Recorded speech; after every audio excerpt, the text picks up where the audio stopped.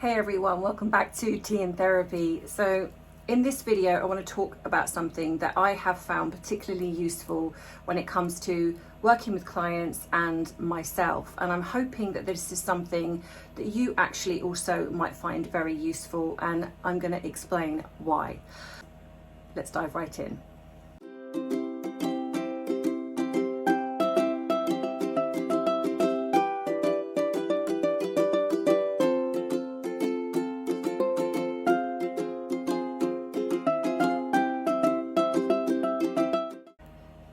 So a couple of things that I find particularly useful when working with clients is a journal and something that I like to use and recommend, which is something called a gratitude jar.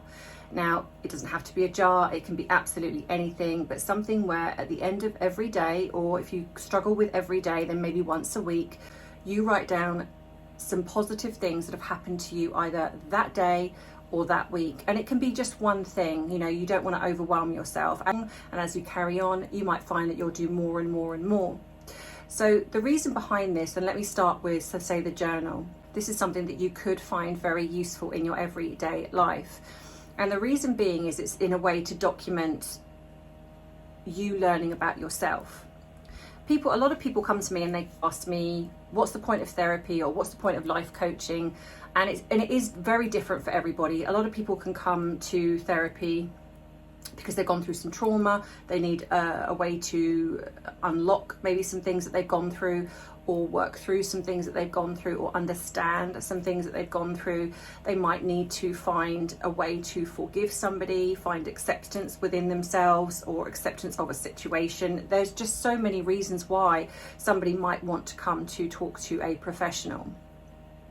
Life coaching, I feel, is slightly different, because to me, I'm not particularly fond of the word life coaching. I kind of like to look at it as more mentoring. And this is basically where you're helping support somebody with really positive ways to get through their life. And it's not saying that everything has to be all happy, smiley. There are times when it's just maybe about trying to navigate your emotions, looking at a way to healthily get through situations in your life, and for you to move forward rather than keep focusing on looking backwards. I'm of the opinion that being stuck in your past is helpful to nobody, most especially yourself. So a journal will help you document this, because one of the things I find is it's about looking through, in a sense, the keyhole of your life, of who you are as a person. Are there things in your life that have hindered you? Are there things that have created you to perhaps make unhealthy choices? In which case it's about picking those apart and creating ways to change that narrative that you've got going on within yourself. And a journal can help you do that, because what can also happen is along the way we forget things. So we forget sometimes that if we're going to a therapist, we might forget something that the therapist has said, a way to help you with something, so you can write it down and document it.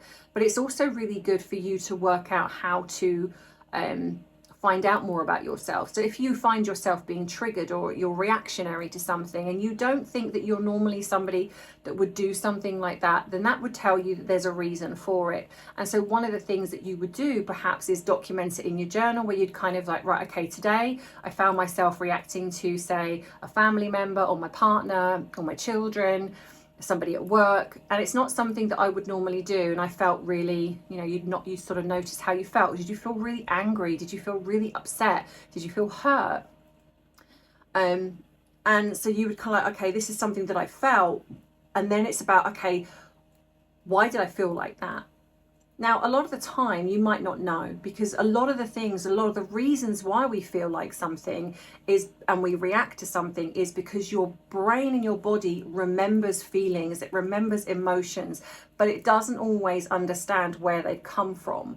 But what it will do is it will remember. So if you, say, had a trauma at the age of, hypothetically, say 10 years old, and within that trauma you felt scared, you felt fearful, something happened. Now, if you, as an adult, and you haven't worked through that as an adult, if you're in a situation where those feelings are the same or similar, your brain instantly remembers, even if it doesn't consciously tell you what it is, but it's in its memory bank of like, okay, I've been here before.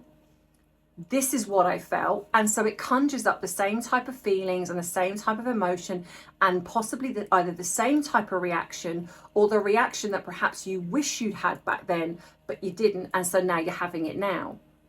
And that's why you don't always, in my opinion, have to go right the way back to your past to heal something. You can heal it now in the reactionary moment that you're having, if you can work through what it is that's going on for you and why, and then you then work on how to go about dealing with that. You know, is it a situation that if it happens again, can you find a better way to deal with that?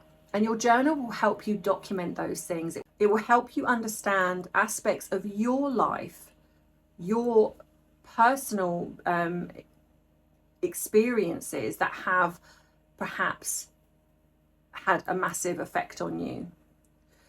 And the other thing I would also say is something that I like to do is called a gratitude jar, because a lot of the time, especially when we are stuck in trauma, we are stuck in feeling very low, or in a sense a negative place in our lives, it is very hard to look at the things that can be seen as positive. A lot of the time we don't want to. We sometimes can go into feeling very sorry for ourselves, and we just want to stay in that funk, so to speak. And at the end of the day, there is nothing wrong with that, if that's where you're choosing to be, because I think everything is relative. However, what I would say to help you is have something called a gratitude jar. And what that is even if it means that today you got out of bed, you know, if you're really struggling with sometimes putting one foot in front of the other, sometimes actually getting yourself out of bed, having a shower and getting dressed can seem like, for some people, like this is the most normal thing in the world. But when you're going through a really terrible time, sometimes getting out of bed and getting in the shower, putting your clothes on or putting your makeup on can be a mammoth task. So if something, you know, whether you've actually done that, you can put that in your gratitude jar and say, you know what, I'm grateful for the fact that I found the energy today to get myself out of bed and get in the shower and look after me. Because ultimately, that's what all this is about. Whatever you're doing, this is about you. It's about you finding the best way to get through your life in the healthiest way possible. Because what's ironic is that we spend so much time worrying about other people, so much time worrying about what people think of us, but actually what we don't actually look at is how we think of us. You know, the negative thought processes that we have, the horrible things that we can actually say to ourselves, which is something that we use in the term of psychology is like critical parent, especially if you've grown up where you've perhaps been in an environment where you've had either parents or siblings or somebody around you that's been very critical of you, very negative of you. You will find that that doesn't get better as you get older. What happens is that you take over. So that inner voice, that inner critical parent voice takes over from the voice of perhaps whoever it was that was doing that. Perhaps it was even a teacher at school that just constantly put you down, constantly made you feel like you were just not very well educated, or whatever it is. And you will then start to take on that persona, and you'd be amazed at the awful things that I hear that people say about themselves. So even if it's you've got through a day where you haven't done that, you haven't spoken to yourself terribly, or you have, but you've managed to change that thought process, because something that a very dear friend of mine once said to me, and she's passed now, bless her, she passed a while ago, and she said to me, whenever I'm feeling low, I have this saying in my head, and it's give it a quarter turn. And that has stuck with me. So if ever I'm feeling a bit low, or I can, you know, even myself, I can go into that feeling sorry for myself place, I always think of Gail's message, and I just think, you know what, give it a quarter turn. And that's what I do. So in my mind, I'm like, give it a quarter turn. And then that means then I try and almost like I physically see, and in my mind, it's almost like a dial. So it's almost like I give that dial a quarter turn to something positive. And so I change it. And okay, I may not necessarily always believe it, because perhaps I'm just in that headspace. And believe you me, even as a therapist, I can go there. Thankfully, it doesn't last very long. It doesn't last anywhere near like it used to do before I did my training, but it's there still sometimes. And so I give it a literally, I see that dial in my head and I give it a quarter turn, and I try to find something positive about my day, myself, and I try and change that negative thought into something that's far healthier. And sometimes just by adopting these little tiny things, they can start to make a big, massive change in your life. I think, unfortunately, when you are in a low place, creating a change can seem as if it's something huge. And a lot of people almost jump to doing big things. I must do this big change about myself, and then that means then it's more worthwhile. Actually, that's not true. I think sometimes to sustain it and have it integrate, which is something what I look at when it actually becomes part of who you are, rather than you faking it to get there, is really doing the very small things. So something little like buying yourself a little notebook, a journal, and writing in that things that are coming up for you, things that you might want to look at, even if you then take it to your therapy session and you want to discuss it with your therapist, or you might want to sit down with a friend over a cup of coffee and just discuss it. And then a gratitude jar, you know, something that you can, and people do it in all different ways. Some people have different colors. Some people write the dates and times because it's important to them. Some people actually don't have a jar. They might just put it, they might write it in a diary or a book.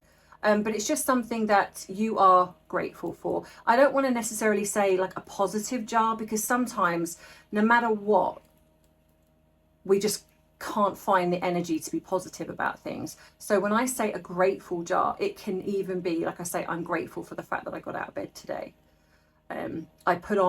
I brushed my teeth even, because sometimes the littlest things can be the biggest things when we're going through that headspace. So I hope that that has helped you. These are just little things that I have learned along the way that really do help my clients. And sometimes it just, like I say, it just takes a little tiny change. And then you keep doing that little tiny change and it just gets a bit bigger each time. And before you know it, you're looking back and you're just not the same person as you were back then. So if you've enjoyed this video, please don't forget it a like. Don't forget to press all on the subscription button if you haven't done already. That way you don't miss future uploads. You can treat me to a cuppa if you've enjoyed this video and you've got something from it. You can also, don't forget to pop across to my other channel if it is something that you are interested in looking at narcissism, and I look at some aspects of the royal family. What else? If you would like to email me, you can. My email is in the description box. And I think that's everything. So yeah, so enjoy. I hope you enjoyed this video, and I will see you in the next one. So take care, and I'll see you soon. Bye.